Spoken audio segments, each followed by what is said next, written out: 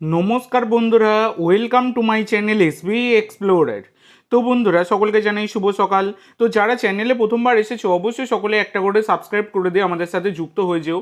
তো তোমরা দেখছি ভিডিও দেখছো কিন্তু চ্যানেল সাবস্ক্রাইব করছো না, অবশ্যই সাবস্ক্রাইব করে দিও। তোমাদেরকে আমি প্রত্যেকটা ম্যাচের লাইভের বিষয়বস্তু শেয়ার করছি, তোমরা সেখান থেকে লাইভের বিষয়বস্তুর মাধ্যমে তোমরা দেখতেও পাচ্ছ ফ্রিতে। তো সেই কারণে অবশ্যই তোমাদের সাথে একটাই অনুরোধ তোমাদের কাছে আর কি, যে অবশ্যই একটা করে সাবস্ক্রাইবটা করে দিও। অবশ্যই এসবি এক্সপ্লোরার ইউটিউব চ্যানেল এবং এসবি এক্সপ্লোরার টেলিগ্রাম চ্যানেলটা অবশ্যই কিন্তু সাবস্ক্রাইব করে রেখো। তো এবার প্রথমে যে আপডেটটা দিয়ে শুরু করব, গতকালকে মোহনবাগান তারা 5 স্টার পারফরমেন্স কিন্তু দিয়েছে উড়িষ্যার বিরুদ্ধে। সেই কারণে তারা 5-1 গোলে জয়লাভ করেছে। যদিও মোহনবাগানের ফার্স্ট হাফে 4-1 গোলে মোহনবাগান এগিয়ে ছিল, সেকেন্ড হাফে কিন্তু আরও বেশি গোল হওয়া উচিত ছিল, কিন্তু প্রচুর পরিমাণে গোল মিস কিন্তু সেকেন্ড হাফে হয়েছে। এবং সবথেকে বড় কথা, ফার্স্ট হাফে একটা গোল কনসিড করেছিল মোহনবাগান নিজেদেরই ভুলে, মানে নিজেদের মধ্যে মিস আন্ডারস্ট্যান্ডিংয়ের জন্য কিন্তু গোলটা কনসিড করেছিল মোহনবাগান। এবং পরবর্তীকালে সেকেন্ড হাফে দুখানা আরও গোল কিন্তু কনসিড করতেই পারতো মোহনবাগান, যেটা কিন্তু বিশাল কাইত তিনি বাঁচিয়ে দিয়েছেন। তো সেকেন্ড হাফে অনেকটাই গা ছাড়া মনোভাব কিন্তু মোহনবাগানের মধ্যে দেখা গেছে। তো তোমাদের কি মনে হয় এই বিষয়টা নিয়ে অবশ্যই কমেন্ট করে জানিও। এই জিনিসটা কিন্তু মোহনবাগানের যত তাড়াতাড়ি পারবে শুধরে নেওয়া ভালো, কারণ দলটা যেহেতু ছিল উড়িষ্যা এফসি, সেই কারণে কোনো সমস্যা হয়নি। অন্য কোনো দল হলে সমস্যা হতেই পারতো, এটাই হচ্ছে ব্যাপার। তো তোমাদের কেমন লেগেছে কালকের ম্যাচটা অবশ্যই কমেন্ট করে জানিও। এছাড়া কালকের ম্যাচে আর একটা জিনিসও দেখা গেছে, যেটা দিমি পেত্তাতোসকে একটা ন্যায্য পেনাল্টি কিন্তু দেয়নি রেফারি। তোমরা যদি দেখো তাহলে দিমিকে কিন্তু পেনাল্টি বক্সের ভেতরে হাত দিয়ে ঠেলে ফেলে দেওয়া হয়েছিল, এবং সেই কারণে সেটা অবশ্যই কিন্তু পেনাল্টি হয়। পেছন থেকে পুশ করা হয়েছিল আর কি দিমিকে, সেটা অবশ্যই পেনাল্টি হয়, কিন্তু সেই পেনাল্টিটা নাকচ করে দিয়েছিলেন রেফারি, নাহলে সেটা কিন্তু অবশ্যই দিমি পেত্তাতোসের পেনাল্টি পাওয়ার কথা। এছাড়া বড় ব্যাপার হচ্ছে কালকের ম্যাচে 4টে গোল করেছেন, মানে টোটাল 5টা গোলের মধ্যে 4টে গোল করেছেন জেমি ম্যাকলারেন, আর একটা গোল আলবার্টো রড্রিগেজ। তো জেমি ম্যাকলারেন তিনি 4টে গোল করার ফলে বর্তমানে তিনি কিন্তু 4 ম্যাচে 7 গোল কিন্তু তিনি করে ফেললেন, এবং গোল্ডেন বুট জেতার তিনি কিন্তু একজন দাবিদার হয়ে গেলেন।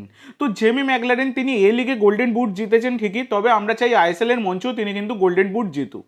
তো সেই কারণে এই সিজনটা তার কাছে কিন্তু খুবই ক্রুশিয়াল। তো আশা করব জেমি ম্যাকলারেন 7টা গোল হয়ে গেছে এবং গোল্ডেন বুট জেতার রেসে 1 নম্বরে তিনি রয়েছেন, এবং আশা করব এই সিজনে জেমি ম্যাকলারেন তিনি যাতে গোল্ডেন বুট পান। এছাড়া জেমি ম্যাকলারেন কালকে 4টে গোল যে করেছেন, সেই বলটা তিনি কিন্তু স্মারক হিসাবে নিজের সাথে নিজের বাড়িতে নিয়ে যাবেন, তিনি বলেইছেন যে তিনি সাজিয়ে রাখবেন। এবং তিনি আরেকটা বড় মন্তব্য করেছেন, ইস্ট বেঙ্গল বা অন্যদের না দেখে নিজেদের সব ম্যাচ জিতে চ্যাম্পিয়ন হতে চাই, এটা কিন্তু জানিয়েছেন জেমি ম্যাকলারেন। তো এবার দিমি পেত্তাতোস মোহনবাগান সমর্থকদের নয়নের মণি। তো দিমিকে তোমরা যদি দেখো অনেকটাই কিন্তু দিমি পরিবর্তন হয়ে গেছে। দিমিকে দুর্দান্ত লাগছে কিন্তু প্রত্যেকটা ম্যাচেই। কালকে প্রথম যে গোলটা হয়েছিল সেখানে একটা ব্যাকপাস দিয়েছিলেন তিনি, এবং সেখান থেকে সুভাশিসের ক্রস, আর সেখান থেকে কিন্তু ম্যাক্কা তিনি কিন্তু গোল দিয়ে গেছেন। তো এই বিষয়টা নিয়ে বিভিন্ন বিষয় নিয়ে এইরকম মোহনবাগানে এত সুন্দর খেলছেন দিমি এই সিজনে। লোবেরার আন্ডারে অনেক পরিবর্তন কিন্তু তার মধ্যে দেখা গেছে।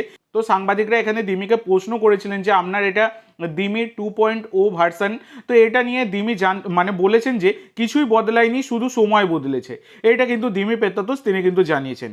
এছাড়া সুভাশিস বোস তিনি বলেছেন যে ছোট মরশুম, প্রত্যেকটা ম্যাচকেই ফাইনাল হিসাবে দেখতে হবে, আমরা সেভাবেই কিন্তু দেখছি, এবং লোবেরার আন্ডারে আমি অনেক স্বাধীনতা পেয়েছি, এটা কিন্তু জানিয়েছেন সুভাশিস বোস। তো এবার মোহনবাগানের কোচ লোবেরা, তার কিন্তু কৃতিত্বটাই সব থেকে বড়।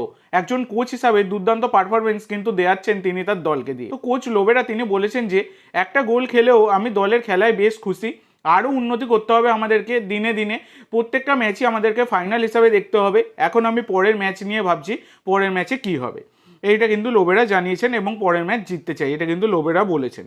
এছাড়া সঞ্জীব গোয়েঙ্কা তিনি কিন্তু বলেছেন আমার ওপর ভরসা রাখো, আমি সাফল্য দেবো। তো এর পরবর্তী আপডেট এবং লাস্ট আপডেট যেটা তোমাদের সাথে শেয়ার করবো, সেটা হচ্ছে গতকালকে ডবল হেডার ছিল, তাই দ্বিতীয় ম্যাচটা কিন্তু ছিল জামশেদপুরের সাথে ইন্টারকাশি, যেখানে হাবাস দাদুর দলের খেলা ছিল, মোহনবাগান সমর্থকদের প্রিয় দাদু হাবাস দাদু।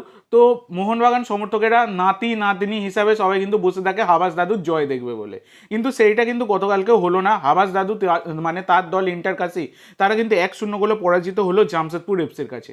তো এই রকম কেন হচ্ছে, এটাই হচ্ছে সবথেকে বড় কথা। কিন্তু একটা জিনিস তোমরা যদি দেখো তাহলে হাবাস যে ধরনের দলে এতদিন ধরে কোচিং করিয়েছেন, মোহনবাগানে কোচিং করিয়েছেন, তারা হচ্ছে হাই বাজেটের দল। তো সেখানে ইন্টারকাশি তাদের পয়সা কড়ি কিন্তু কম নেই, সেটা বড় কথা নয়, সবে তারা আইএসএল এ প্রমোট হয়েছে, সেই কারণে অনেকটাই কিন্তু তাদের সমস্যা হচ্ছে। যত দিন গড়াবে হাবাস তার মতো করে দলকে কিন্তু সাজিয়ে নেবে। তো গতকালকের এই হারটা অনেকেই মানে মোহনবাগান সমর্থকেরা বিশেষ করে হাবাস দাদুর জয় দেখতে চায়, সেই কারণে তাদের অনেকেরই অনেকটা খারাপ লাগছে। কিন্তু আশা করব হাবাস খুব তাড়াতাড়ি তার দলকে নিয়ে ছন্দে ফিরবেন। এই সিজনে খুব একটা ভালো পারফরমেন্স কিন্তু হাবাসের দলের থেকে দেখা যাবে বলে মনে হয় না। সামনের সিজনে প্রয়োজন মতো আরও ভালো বিদেশি তিনি নিতে পারবেন, সেক্ষেত্রে কিন্তু ইন্টারকাশির আরও উন্নতি সাধন হবে, এটা কিন্তু আমরা বলতেই পারি।